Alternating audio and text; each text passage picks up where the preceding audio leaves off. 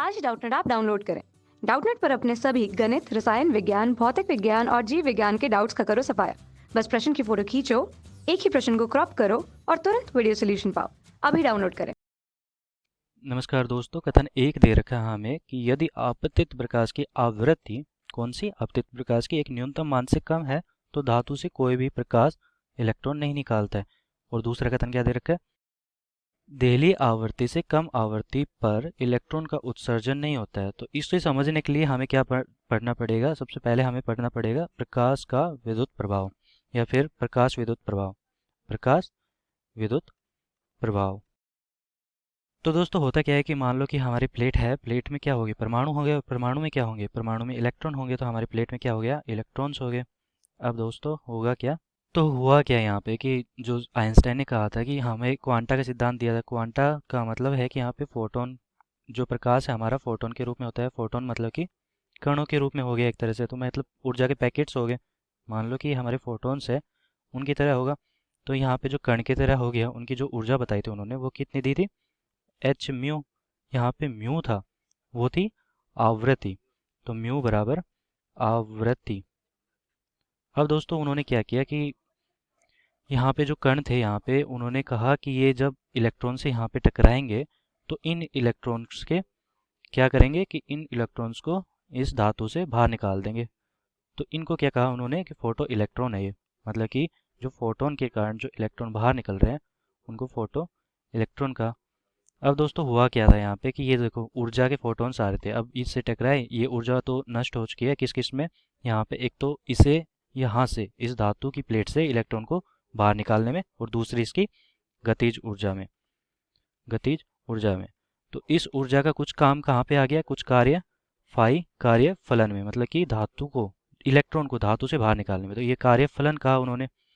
तो मतलब कि जो कुल ऊर्जा थी एच म्यू बराबर किस किस में खर्च हुई, फाई कार्य फलन प्लस का के, गतिज ऊर्जा में, किसकी, फोटो इलेक्ट्रॉन की गतिज ऊर्जा में। तो दोस्तों यहाँ पे क्या पूछा है कि न्यूनतम मान, तो उन्होंने कहा कि मान लो कि हमने माना कि कोई गतिज ऊर्जा है ही नहीं, लेकिन जो हमारी जो इलेक्ट्रॉन्स है उसको निकालने के लिए जितना कार्य किया जा रहा है, कम से कम उतनी ऊर्जा तो होनी ही चाहिए कि इलेक्ट्रॉन निकल तो पाए कम से कम।